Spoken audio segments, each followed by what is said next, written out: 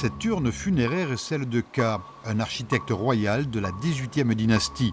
Elle fut découverte à Der el Medina par Ernesto Schiaparelli en 1906. Ce musée égyptien de Turin est l'un des plus fréquentés d'Italie. Des millions de visiteurs ont pu observer l'intérieur de cette vitrine. La route pour Memphis et Thèbes passe par Turin, comme le rappelle Jean-François Champollion, le célèbre déchiffreur de la pierre de Rosette. L'équipe des jeunes experts du musée a associé à l'ensemble des objets exposés un étonnant système virtuel. Cela permet de raconter l'histoire de ces objets et leurs différents contenus.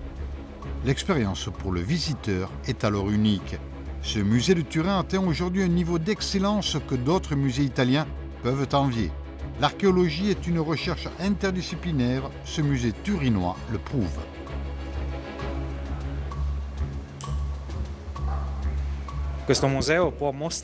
Ici, on peut montrer 4 années de recherche. Un réseau de collaboration scientifique issu de plus de 40 institutions a été mis en place. Nous rendons visible ce qui en réalité serait invisible. Je pense aux données conservées dans tous ces objets et à la possibilité que le numérique offre aujourd'hui pour représenter tout ça.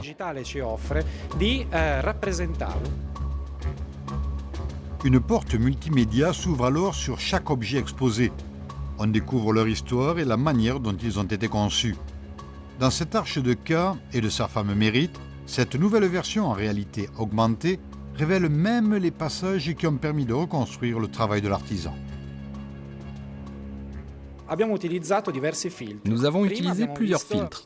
D'abord, dans la gamme de la lumière visible, nous avons vu les gestes picturaux. Puis, avec la technologie de l'infrarouge, nous avons étudié les corrections réalisées par l'artisan dans ses dessins. Ensuite, grâce à l'ultraviolet, on a découvert qu'il avait utilisé un pinceau légèrement imprégné d'autres matières. Ce voyage original et très complet dans le passé est l'œuvre commune des archéologues mais aussi des spécialistes des nouvelles technologies. Le bleu égyptien est considéré comme le premier pigment synthétique de l'histoire de l'humanité. Il s'agit d'un produit symbolique du passé qui peut servir pour l'avenir. Oui, il s'agit d'un pigment unique capable d'absorber le rayonnement visible et de l'émettre dans une zone invisible, en infrarouge. Ce rayonnement infrarouge offre toute une série d'opportunités pour redécouvrir ces pièces uniques. On redécouvre les technologies de cette époque antique pour la proposer aujourd'hui à nouveau dans le monde moderne. Cela reste très intéressant, très passionnant pour ce qu'il nous révèle. Un voyage fascinant dans l'histoire des objets et dans les objets de l'histoire. À 12 ans, je suis tombé amoureux de la culture égyptienne et maintenant, après tant d'années, je comprends que je ne sais toujours que peu de choses de cette époque si riche.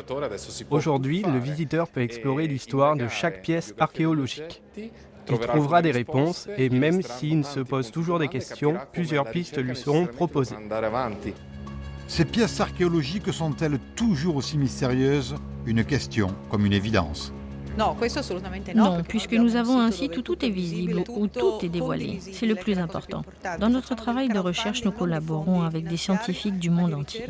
Aujourd'hui, on espère exporter cette exposition à l'étranger, comme celle que l'on propose actuellement en Chine et aux États-Unis, à Washington plus précisément. Notre projet pour l'avenir est d'exporter nos pièces archéologiques et nos connaissances.